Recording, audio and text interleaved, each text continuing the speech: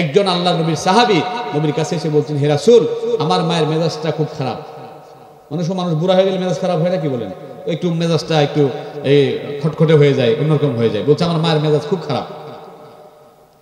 সত্যি নাকি? হ্যাঁ সত্যি, আমার মায়ের মেজাজ খারাপ। আল্লাহর হুকুম মানে ইচ্ছাই হোক অনিচ্ছাই হোক, আল্লাহ বলছেন, do you want to accept something other without Islam, but what is situated in the sky and the world admires the loyalty of Allah by hook and crook. ইচ্ছাই হোক অনিচ্ছাই হোক, আকাশে যারা আছে, জমিনে যারা আছে, মহাসমুদ্রে যারা আছে, এই জঙ্গলে যারা আছে, সবাই হুকুম মানে কার?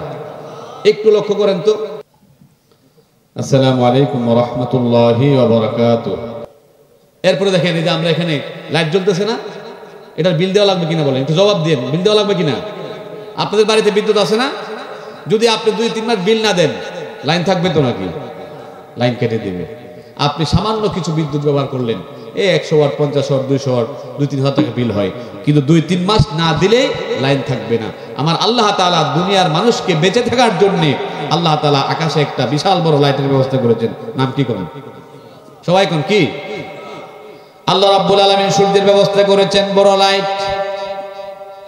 পৃথিবীতে 50 বছর আগে আমাদের দেশে বিদ্যুৎ ছিল না, মানুষ মারা যায় নাই, ঠিক কিনা কোন?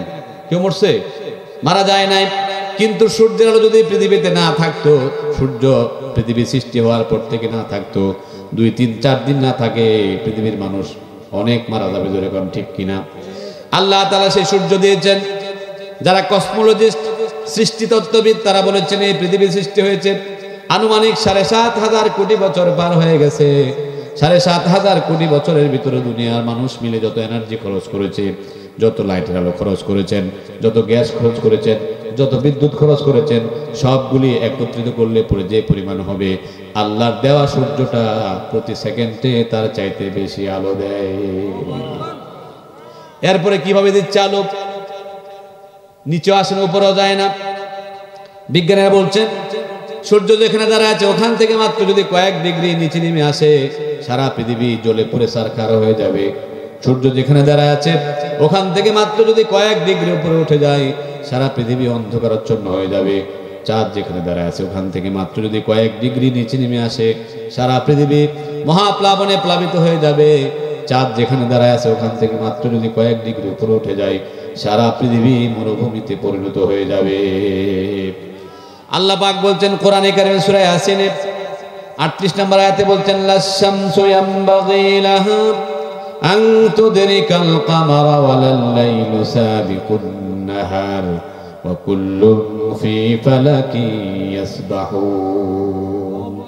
কবি নজরুল বলেছেন, প্রবল জ্ঞানী হইবে যাহারা, আপন মনেতে বুঝিবে তাহারা, রাত্রি পারে না আগে যাইবার, দিনের স্থান করে অধিকার। চন্দ্র পারে না সূর্যকে ধরিতে, সূর্য পারে না চন্দ্রকে ধরিতে, যাহার যে স্থান বহাল রাখিয়া ভ্রমণ করেছে খোদাকে ডরিয়া। আল্লাহু আকবার। কোন আল্লাহকে ভয় করে চন্দ্র সূর্য চলছে। এজন্য এখন আমাদের এখানে রাত ধরেন 11টা, কিন্তু আমেরিকা এখন দিনের 11টায়, ঠিক কিনা কোন?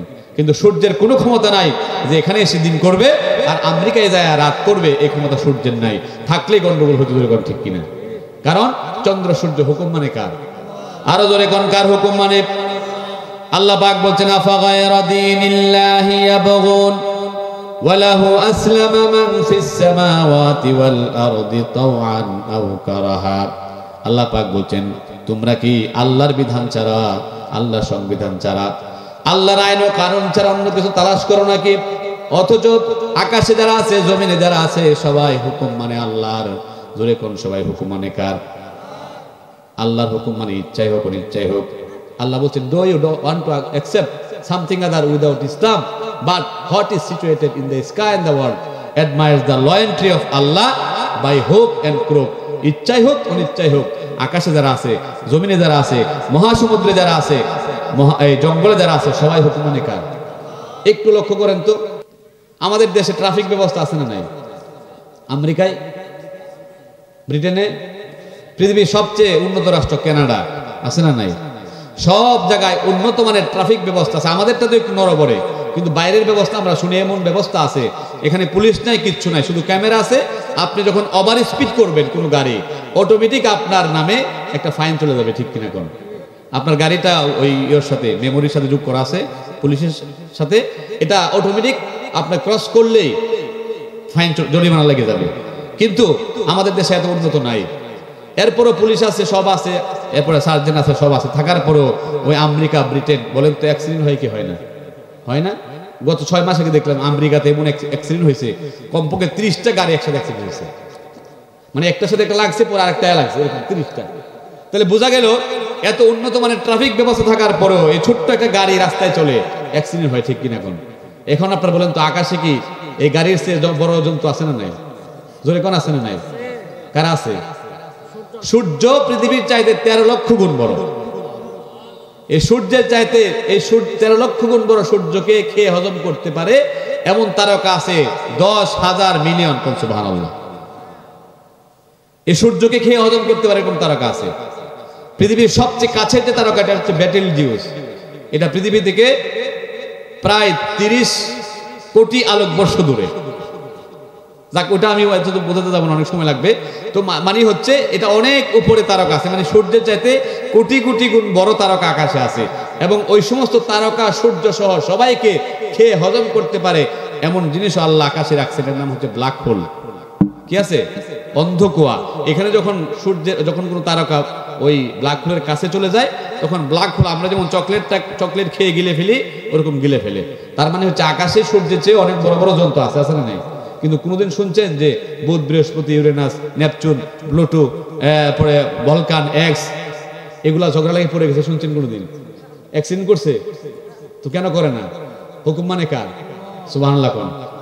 এই জন্য আল্লাহর হুকুম যেখানে আছে শান্তি আছে না নাই? ইসলাম যেখানে আছে শান্তি আছে না নাই? আমার কৃষক ভাই, শ্রমিক ভাই, একটি কথা বইলা যায়, জেনে রেখো ইসলাম ছাড়া শান্তি কোথাও নাই। ঠিক কিনা? ইসলাম যেখানে আছে শান্তি সেখানে আছে, কোরআন যেখানে আছে শান্তি আছে, আল্লাহর আইন যেখানে আছে শান্তি আছে না নাই? আচ্ছা, আপনারা বলেন তো মসজিদে শান্তি আছে না নাই? মসজিদে কোনো জায়গায় লেখা আছে দেওয়ালে যেখানে সিগারেট খাওয়া নিষেধ লেখা আছে? কন্যাকে নো স্মোকিং লেখা আছে? তো কেউ কি মসজিদের ভিতরে সিগারেট খায়? কেন খায় না? এটা আল্লাহর আইন। এখানে আল্লাহর আইন আমরা কি করতেছি? পুরোপুরি মানতেছি, আল্লাহর আইন মানতেছি, দেখে শান্তি আছে। ঠিক কিনা? কিন্তু বাইরে যত উন্নত জায়গায় হোক, এয়ারপোর্ট, উন্নত জায়গা, অনেক বড় বড় জায়গায় আমরা গেছি, সব জায়গায় লেখা আছে কিন্তু ঠিকই আবার লেখার পিছনে দাঁড়ায় সিগারেট খাচ্ছে। ঠিক কিনা? কেন নাই? এখানে আল্লাহর আইন নাই। আর ওখানে আল্লাহর আইন বাধ্য হয়ে আমরা মানতেছি যে এখানে মসজিদ মানতে হবে। তো আল্লাহর আইন মানলে শান্তি, বিশ্বাস হয় না? না হয় না? যদি কই ভোট দিবেন আল্লাহরে দিবেন নাকি? না করে দিত না। বাঙালি চালাক খুব। ঠিক কিনা? আল্লাহর আইনে শান্তি আছে। আমরা আল্লাহর আইন দিয়ে সারা বিশ্বে নয়, আমাদের দেশে শান্তি প্রতিষ্ঠা করতে চাই। আমরা যখন সুযোগ পাবো, আমরা ইসলামকে জয়যুক্ত করার জন্য আমরা আপ্রাণ চেষ্টা করব। আমরা কারা কারা দেশে উঁচু করে আল্লাহকে দেখে আল্লাহু আকবার বলে? আল্লাহু আকবার। হাত নামান। ইনশাআল্লাহ ইসলামই পারে একমাত্র শান্তি দিতে। এটা আল্লাহর আইন দিয়া আপনাদেরকে আমি বোঝাবার চেষ্টা করছি। তো প্রিয় ভাইয়েরা, যে কথা বলছিলাম যে আল্লাহ তাআলা আমাদের রব, তিনি আমাদেরকে কি দিলেন? সূর্যের আলো দিলেন, চাঁদের জ্যোৎস্না দিলেন, আমাদেরকে এই অক্সিজেন দিলেন। এরপরে দেখেন আমরা এখানে বসে কথা শুনছি, আমাদের ভিতরে একটা বড় একটা দামি অঙ্গ আছে, এটার নাম হচ্ছে হার্ট। কি নাম? হার্ট যখন অ্যাটাক হয়ে যায় তখন মানুষটা হাসপাতালে যায়, বাইপাস অপারেশন করে অথবা রিং পরায়। ঠিক কিনা? এই হার্টের কাজ কি জানেন? হার্টের কাজ হচ্ছে এই এরকম করে সিস্টোলিক এন্ড ডায়াস্টোলিক, মানে সংকোচন সম্প্রসারণ। এটার কাজ হচ্ছে আপনার দেহে যে রক্ত আছে, আমার দেহে যে রক্ত আছে, খাদ্য থেকে রক্ত তৈরি হয়, এই রক্তগুলিকে সার্কুলেশন করা, পায়ের থেকে মাথা, মাথা থেকে পা পর্যন্ত কি করা? চালনা করে। এটা হচ্ছে দায়িত্ব 1 নাম্বার। 2 নাম্বার দায়িত্ব হচ্ছে হার্টের, হার্ট মানুষের রক্তকে রিফাইন করে, কি করে? পরিশোধন করে। এই যে আমরা বোতলের পানি খাই না ভাই, খাই কিনা বলেন? 1 লিটার দাম কত? 20 টাকা। আপনারা বলেন চাপকল থেকে পানি উঠাইলে কি 20 টাকা খরচ হবে আপনার? তো এটার দাম 20 টাকাতে কিনেন কেন? এটা রিফাইন করা, মানে এটার মধ্যে কোনো কি নাই, ঝামেলা নাই, ময়লা টয়লা নাই, কিচ্ছু নাই, নির্ভেজাল একটা পানি। তো এই যে পানি মেশিনে রিফাইন করার কারণে 20 টাকা প্রতি লিটার দেয়। আমাদের দেহে যে হার্ট আছে, এই হার্ট বিজ্ঞানীরা বলেছেন, এটা আমার মতো কোনো হুজুরের কথা না, চিকিৎসা বিজ্ঞানীরা বলেছেন মানুষের হার্ট প্রতিদিন কমপক্ষে 40,000 রক্তকে রিফাইন করে। সুবহানাল্লাহ।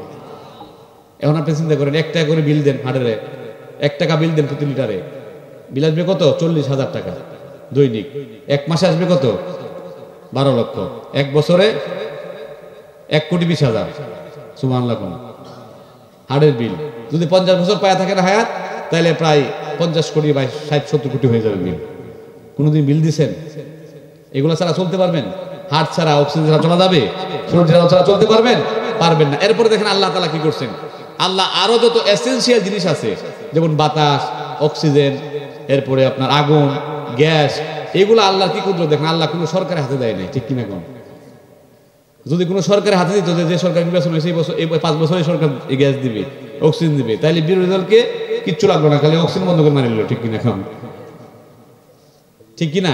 আল্লাহর কুদরত দেখেন। আল্লাহ এগুলো নিজের হাতে রাখছেন, কাউকে দেয় নাই। সুবহানাল্লাহ। তো আল্লাহ তাআলা এগুলো দিয়েছেন, বলছেন বান্দা সব দিলাম, কোনো বিল দেওয়া লাগবে না, শুধু মাঝে মধ্যে পড়ো আলহামদুলিল্লাহ, বলেন রব্বিল আলামিন, all praises go to Allah, lord of the world's.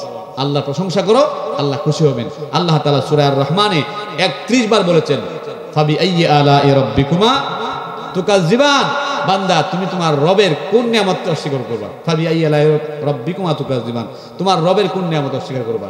and what contributions will you deny from your almighty Allah? তুমি তোমার আল্লাহর বা রবের কোন নিয়ামত অস্বীকার করতে পারবা? একটা নিয়ামত অস্বীকার করার সুযোগ আছে?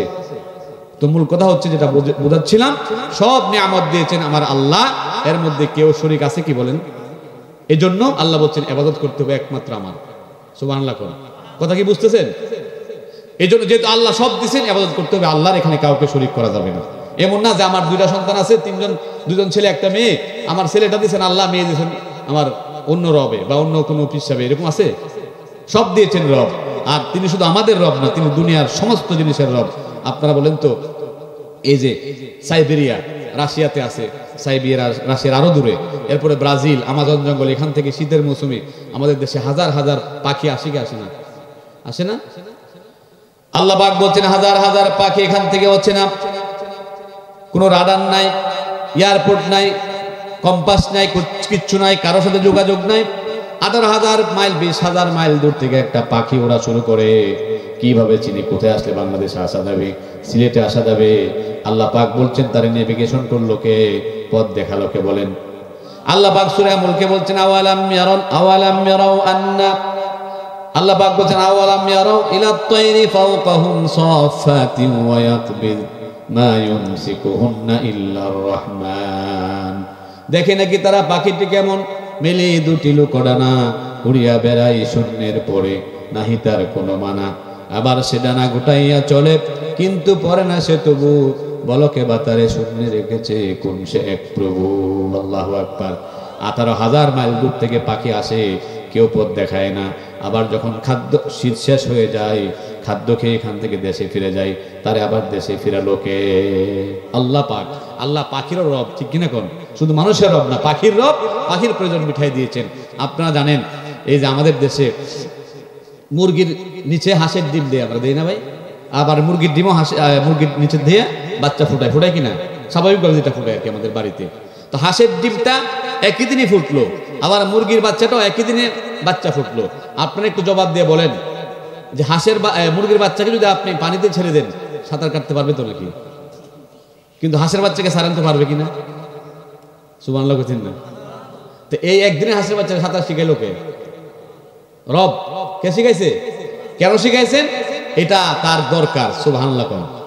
মুরগির বাচ্চার দরকার নাই, তার সাঁতার দরকার নাই, শিখায় নাই। হাঁসের বাচ্চার দরকার। আল্লাহ একদিনের বাচ্চাকে সাঁতার শিখাই দিয়েছেন। এই জন্য তিনি বলছেন আমি তোমার রব, আমি সমস্ত সৃষ্টি জগতের রব। যখন যার যা প্রয়োজন দিয়ে থাকি, চাওয়া লাগে না। সুবহানাল্লাহ। যারা গরু পালেন দেখবেন, ভালো করে দেখেন গিয়া, যারা গরু পালেন, বাচ্চা যখন প্রথম ভূমিষ্ঠ হয়, তখন নাকি, আমার গরু নাই, আমি দেখি নাই, তবে শুনছি এবং এটার অথেন্টিক প্রমাণ আছে, যখন গরুর বাচ্চাকে আপনি দুধ দহন করতে নিয়ে যান, তখন বাচ্চাকে ছেড়ে দিলে, এটা গাভীর উলান বলেন, এটা উলানে একটা ধাক্কা দেয় জোরে, মাথা দিয়ে দেয় কিনা? তো ধাক্কা দিলে কি হয়? দুধটা নিচে আসে। তো এই বাচ্চাটার একদিনের বাচ্চা, তারে কে শিখাই দিল যে এখানে ধাক্কা দেবো দুধ আসবে? কে শিখাইছে? আল্লাহ। কারণ এখানে তার রিজিক আছে। সুবহানাল্লাহ। এটা উনি হচ্ছেন আমাদের রব। এই জন্য যখন যার যা প্রয়োজন তিনি দিয়ে থাকেন, তিনি হচ্ছেন রব। আল্লাহ বলছেন বান্দা, যেহেতু আমি তোমার রব, এই রব সম্পর্কে কবরে প্রশ্ন করা হবে, যেরকম ঠিক কিনা? আল্লাহ সম্পর্কে প্রশ্ন হবে না, কিন্তু প্রশ্ন হবে কি? মার রব্বুকা, তোমার রব। রবের অর্থ ব্যাপক। রবের 22টা অর্থ আছে, এর মধ্যে 4টি অর্থ আপনাকে অবশ্যই মানতে হবে। রব মানে হচ্ছে সৃষ্টিকর্তা, রব মানে লালন কর্তা, রব মানে রিজিক দাতা, রব মানে আইন ও বিধান দাতা। সুবহানাল্লাহ। এজন্য আমার ভাইরা আল্লাহ তাআলা রবের পরিচয় দিয়েছেন। আমরা যখন নামাজে দাঁড়াই তখন পড়ি সুবহানা রাব্বিয়াল আযীম, সিজদায় গিয়া সুবহানা রাব্বিয়াল আলা। তারপরে যখন আমরা হযরত ইব্রাহিম আলাইহিস সালাম দাওয়াত দিলেন, রবের পরিচয় দিয়ে দাওয়াত দিলেন। হযরত নূহ আলাইহিস সালাম দাওয়াত দিলেন রবের পরিচয় দিয়া। আমাদের নবী দাওয়াত দিলেন রবের পরিচয় দিয়া। দুনিয়ার সমস্ত নবীরা রবের পরিচয় দিয়া তার উম্মতকে দাওয়াত দিয়েছেন। এজন্য আল্লাহ পাক রব্বুল আলামিন বলেছেন, বান্দা দুনিয়াতেও রবের পরিচয় নবীরা দিয়েছেন, আমি আকাশেও তোমাদেরকে রূহ জগতে পরিচয় নিয়েছিলাম। আলাস্তু বিরাব্বিকুম, আমি কি তোমাদের রব নই? এমনি ভাবে নিউ ওয়া ফিসালুহু ফি আমাইন। আল্লাহ পাক বলছেন, আল্লাহর পক্ষ থেকে ওসিয়ত হচ্ছে, উপদেশ হচ্ছে, তোমরা তোমার মায়ের খেদমত করবা, সৎ ব্যবহার করবা। কারণ তোমার মা 3 জায়গায় কষ্ট করেছেন বাবার চাইতে বেশি। জোরে কোন কয় জায়গায়?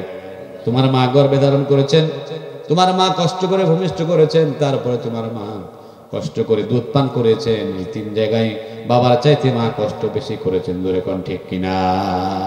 মা 3 জায়গায় কষ্ট বেশি করেছেন, বাবা করেছেন অন্য জায়গায়, কিন্তু এই 3 জায়গায় বাবার কোনো অংশীদারিত্ব নাই। মা কষ্ট করেছেন, সন্তানকে গর্ভে ধারণ করেছেন, একজন জীবিত মানুষ আরেকজন জীবন্ত মানুষকে নিয়ে চলাফেরা করেছেন। কত ধৈর্য মায়ের! আপনার গর্ভবতী স্ত্রীর দিকে না তাকালে বুঝবেন না। আমার বন্ধুগণ, নবীজি বলছেন, যখন মায়ের পেটে সন্তান আসে, মায়ের মুখে রুচি নাই, পেটে প্রচন্ড ক্ষুধা আছে, খেতে পারেন না। ঘরের সবাইকে খাওয়ায় মা যখন সব শেষে খেতে বসলেন, 1-2টা লোকমা খাওয়ার পরে সন্তান পেটে আঘাত করলো, বুকে লাথি মারলো। মা জনম দুঃখিনী খাবারের প্লেটটা সরায় দেয়ালের সাথে দাঁড়ায় দিনটা কাটায় দিলেন, রাতটা কাটায় দিলেন। এইভাবে 1 দিন 2 দিন না, এইভাবে 10টি মাস চলে গেল, মা ঠিক মতো খেতে পারলেন না। আল্লাহ নবী বলেছেন, আল মারআতু ইযা হুমিলাত কানাত লাহা আজরুস সাইমিল কাইমিল মুখবিতিল মুজাহিদি ফি সাবিলিল্লাহ।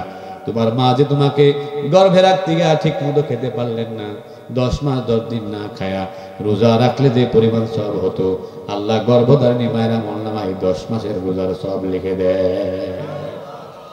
তোমার মা গর্ভে রাখতে গিয়া ঠিক মতো ঘুমাতে পারে নাই, রাত 12টা 1টা নাই 2টা না, ঘরের সবাই ঘুমায় গেছে, এমনকি তোমার মা বাবাও ঘুমায় গেছে, বাবাও ঘুমায় গেছে, সবাই ঘুমায় গেছে। কিন্তু মা দুঃখিনী যখন সন্তান গর্ভে নিয়ে ঘুমাতে গেলেন, পেটে সন্তান আঘাত করলো, মা জাগ্রত হয়ে গেলেন, আর চোখে ঘুম আসছে না। জনম দুঃখিনী মা দেয়ালের সাথে বিট লাগায়া দরজার সাথে দাঁড়ায় সারা রাত কাটায় দিলেন। এইভাবে 1 দিন 2 দিন নয়, 10 মাস চলে গেল। নবীজি বলছেন, তোমার মা তোমাকে গর্ভে রাখতে গিয়ে ঠিক মতো ঘুমাতে পারলেন না, 10 মাস দাঁড়ায় তাহাজ্জুদের নামাজ পড়লে যে পরিমাণ সওয়াব হতো, আল্লাহ তোমার গর্ভধারিণী মায়ের আমলনামায় 10 মাসের তাহাজ্জুদের সওয়াব লিখে দেয়। 10 মাস 9 মাস পার হয়ে গেল, সন্তান ভূমিষ্ঠ হবে। মার প্রচন্ড চিন্তা যে আমার সন্তানটা বাঁচে না আমি বাঁচি, প্রচন্ড চিন্তা। সবার কাছ থেকে মা বিদায় নিল, সবশেষে তার স্বামীর কাছ থেকে বিদায় নিয়ে চলে গেল অপারেশন থিয়েটারে। যাওয়ার পরে ডাক্তার সাহেব বলল, রিপোর্ট দিল যে তোমার যে অবস্থা, যদি সন্তানকে বাঁচাতে হয় তাহলে মা মারা যাবে, আর মাকে বাঁচাতে গেলে সন্তান মারা যাবে। এই খবরটা যখন এই মেয়ের মা বাবার কাছে দেওয়া হলো, মা বাবা কি বললো, যে আমার নাতির দরকার নাই, আমার মেয়েটাকে বাঁচো। ঠিক কিনা কোন এটা বলে না? আবার যখন দাদার বাড়ির কাছে দেওয়া হলো, শ্বশুর বাড়ির লোকজনের কাছে বলা হলো, আপনার বৌমাকে বাঁচাতে গেলে সন্তান মারা যাবে, সন্তানকে বাঁচাতে গেলে বৌমার জীবন নিঃশেষ হয়ে যাবে। তারাও বলে, আমার বাচ্চা না থাক, আবার তো বাচ্চা হবে, সমস্যা নাই, কিন্তু আমার বৌমা বেঁচে থাকুক। কিন্তু যখন এই খবরটা মায়ের কাছে পৌঁছানো হয় যে মা, তোমার সন্তানকে যদি বাঁচাতে হয় তোমার মৃত্যু হবে, আর তোমাকে যদি বাঁচাতে হয় তোমার সন্তানের মৃত্যু হবে, কোনটা চাও? মা নির্দ্বিধায় কোনো দিকে চিন্তা ভাবনা না করে বলে, আমি বাঁচি আর না বাঁচি, আমার জীবনের বিনিময় হলেও যেন আমার সন্তানরা বেঁচে থাকে। যেরকম ঠিক কিনা? মায়ের কথা বলে অপারেশন থিয়েটারে চলে গেলেন।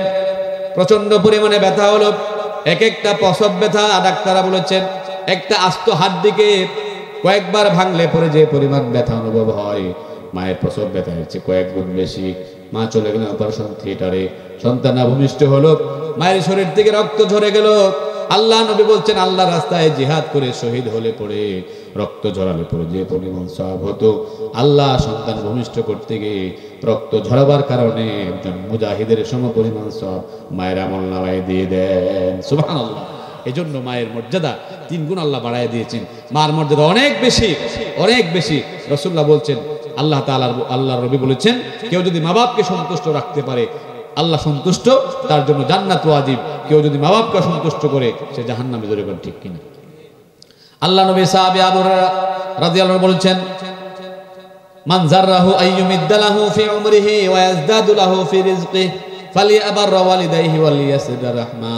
নবীজি বলছেন, কেউ যদি হায়াত, রিজিক, সম্মান বাড়াতে চায় সে যেন মা বাবার খেদমত করে, মা বাবার সাথে সদ আচরণ করে।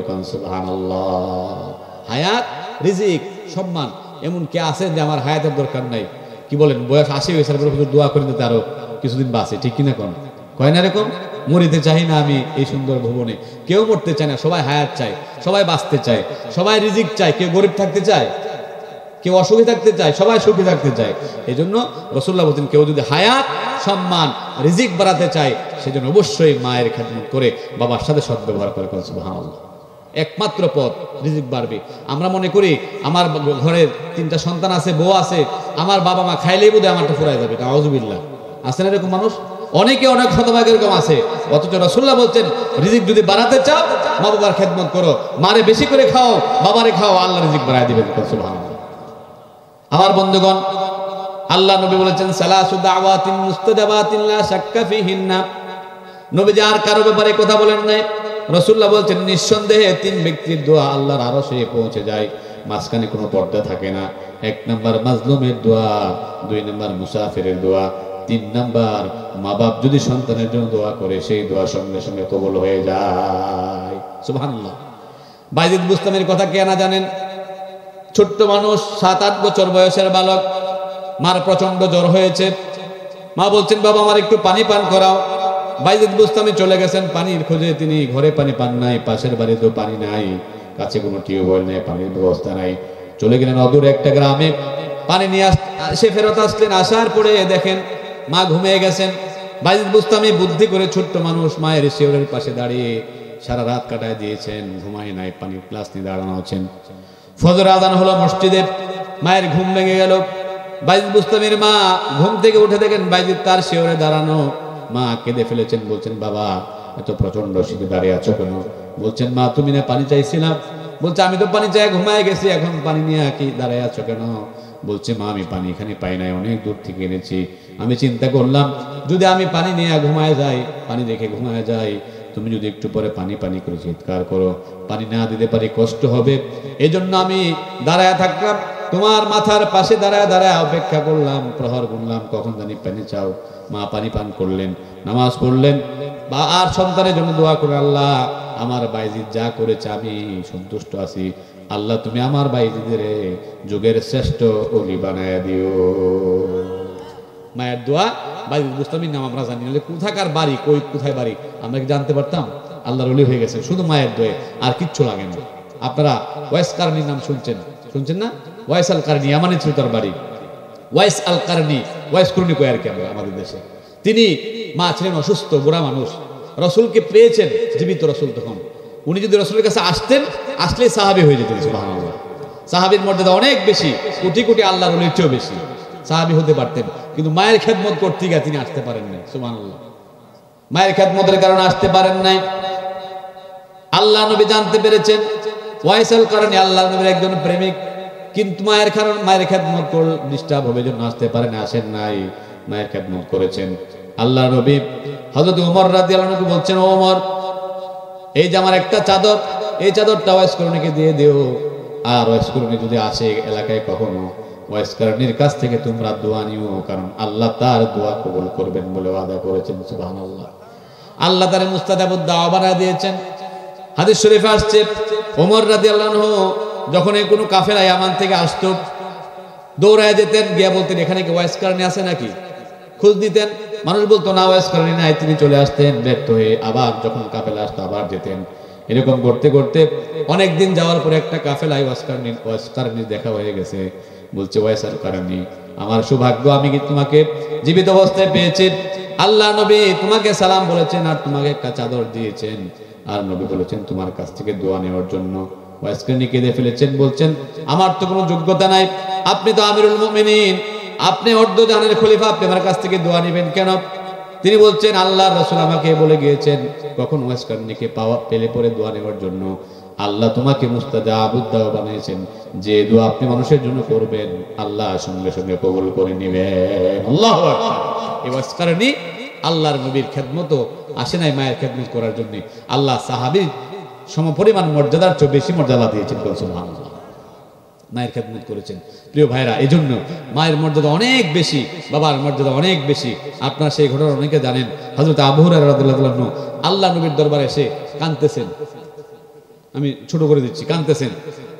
কাঁদার পরে নবীজি বলছেন আবু হুরায়রা কাঁদো কেন? তিনি বলছেন যে হুজুর আমার মা আমাকে মারছেন, এই জন্য কাঁদতেছি। তো রাসূল বলছেন তোমার মা তোমার মারলো কেন? নিশ্চয়ই মায়ের সাথে কোনো বেয়াদবি করছো মনে হয়, মায়ের সাথে কোনো গুস্তাখি করেছো, বেয়াদবি করেছো। তিনি বলছেন হে রাসূল আমি তো এমন লোক নই, মায়ের সাথে কোনো রকম বেয়াদবি করি নাই, তাহলে তোমার মা মারলো কেন? অনর্থক তো মা মারতে পারে না, কেন মারলো? তিনি বলছেন ইয়া রাসূলুল্লাহ, ইয়া হাবিবাল্লাহ, আমি আপনার দরবারে প্রতিদিন সকালবেলায় আসি, রাতের বেলায় ফিরে যাই। আজকে আমার বাড়িতে ফিরতে একটু দেরি হয়ে গিয়েছিল।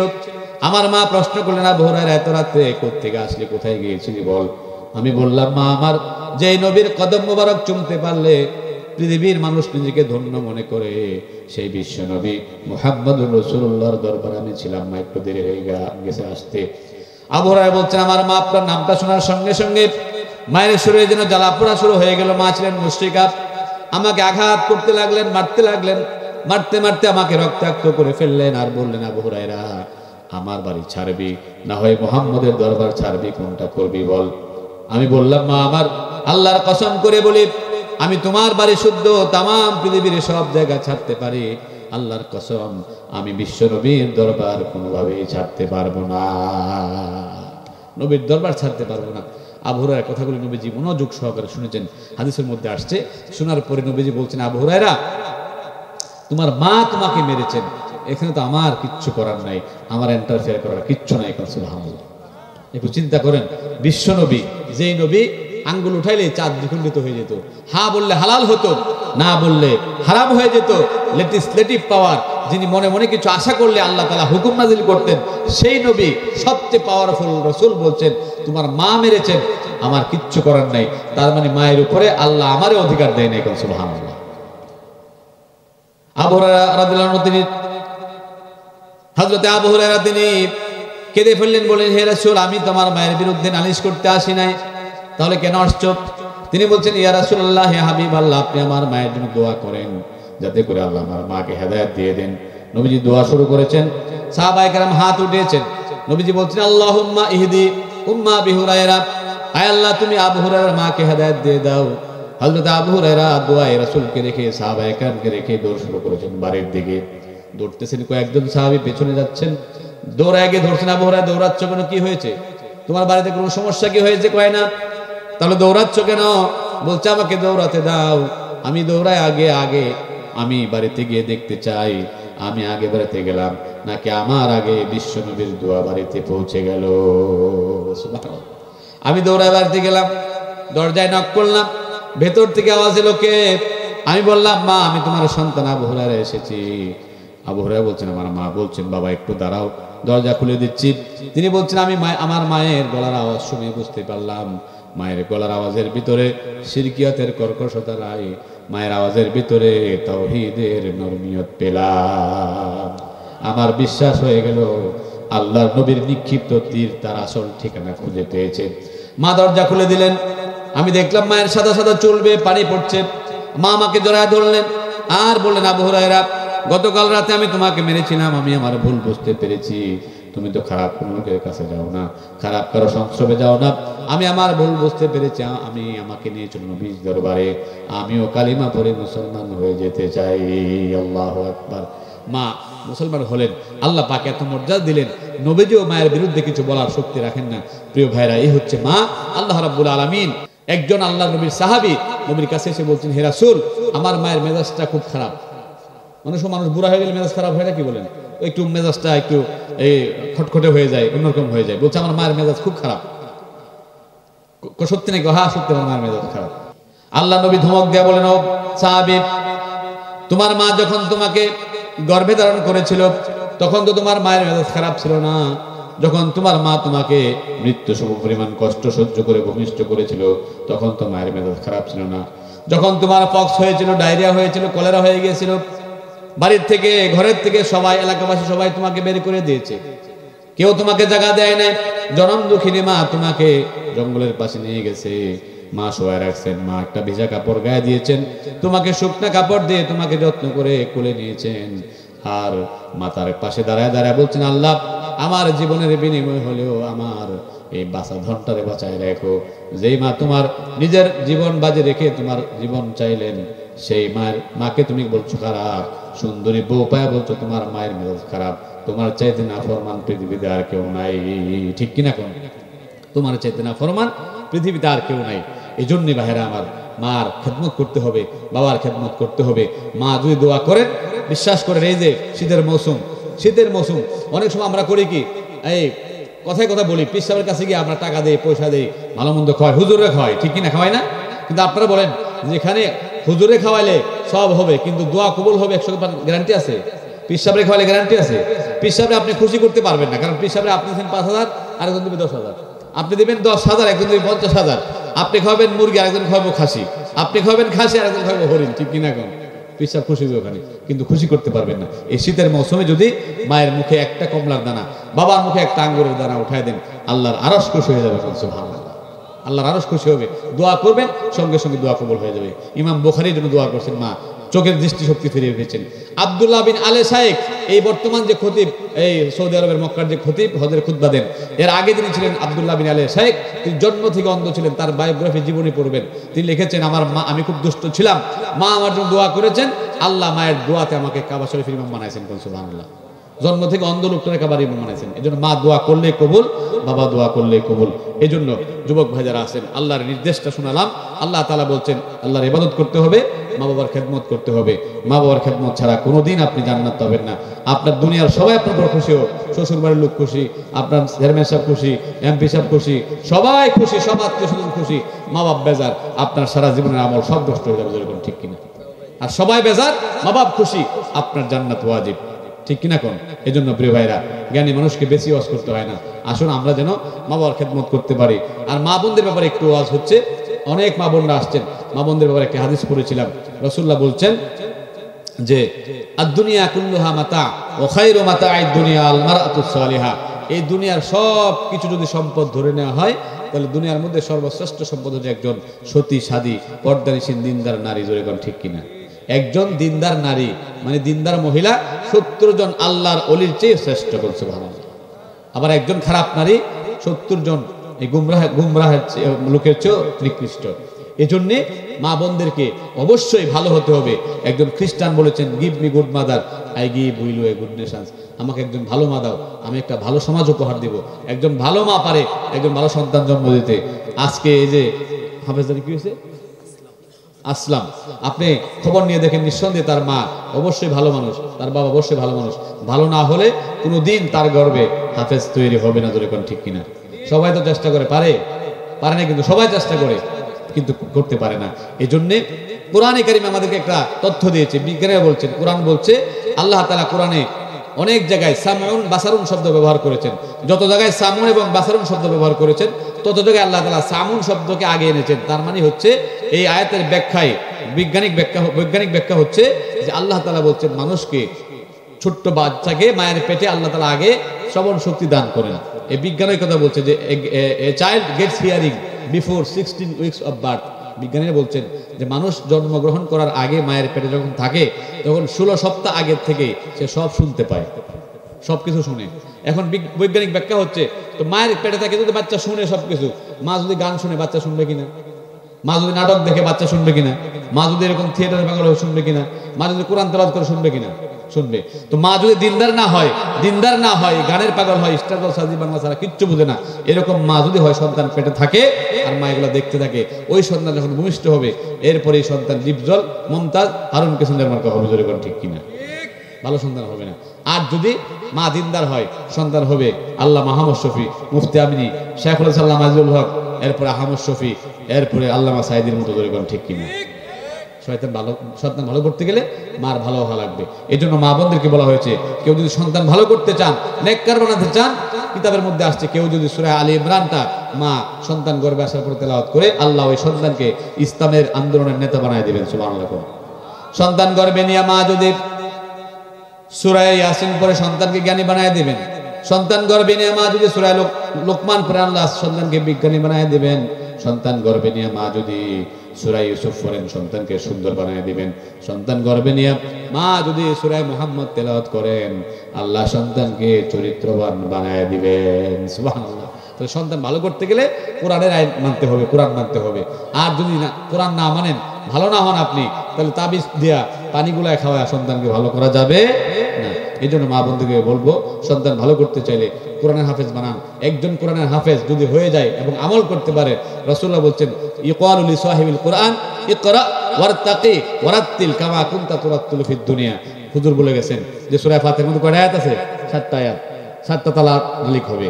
রাসূল বলছেন ইকালু লি সাহিবিল কোরআন, হাফেজকে বলা হবে তুমি কোরআন পড়ো, ওয়ারতাকি এবং উপরের দিকে উঠতে থাকো। সুবহানাল্লাহ। কামা তুরাত্তিলু ফিদ দুনিয়া ফাইন্না মানজিলাকা ইনদা আখিরি আয়াতিন তাকরাউহা, তোমার আয়াত যেখানে পড়া শেষ হবে তোমার স্থান হবে সেই উপরের বিল্ডিং এ। সুবহানাল্লাহ। তাহলে কোরআনে ৬,৪০০ আয়াত আছে, একটু মতপার্থক্য আছে, ৬০০ বলছেন কেউ কেউ, ৬,৬৬৬ বা ৬,৪০০ উপর আছে। কমপক্ষে ৬,০০০ বিল্ডিং এর মালিক, তালা বিল্ডিং এর মালিক হবে একজন হাফেজে কোরআন। সুবহানাল্লাহ। এই কথাটা রাসূলের, মিথ্যার কোনো সম্ভাবনা নাই। পৃথিবীতে এরকম যারা বিল্ডিং বানাইছে ২০০ তলার উপরে আছে নাই। এখন ১,০০০ তালাও সম্ভব না, মনেও হবে না কিয়ামতের আগে, হইলে হইতেও পারে, কিন্তু ৬,০০০ সম্ভব না। সম্ভব ৬,০০০ তলা বিশিষ্ট বিল্ডিং করা সম্ভব না। আল্লাহ কোরআন হাফেজকে ৬,০০০ তলা বিল্ডিং এর মালিক বানাবেন।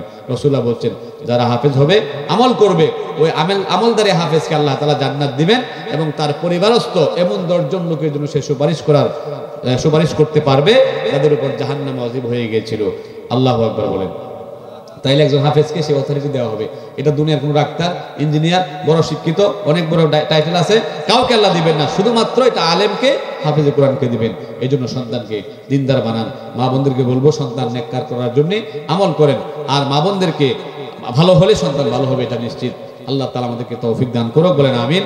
আর মা বোনদের ব্যাপারে 4টা মাত্র আমল, নামাজ পড়বে, রোজা রাখবে, স্বামীর খেদমত করবে, পর্দা করবে।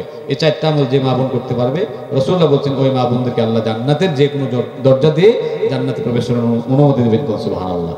এই জন্য মা বোনরা নামাজ পড়বেন, রোজা রাখবেন, স্বামীর খেদমত করবেন, পর্দা করে চলবেন। যত কাজে আপনি করেন, বাজারে যান, হাটে যান, চাকরি করেন, সমস্যা নেই, ইসলাম অনুমোদন দিয়েছে। শর্ত হচ্ছে কি?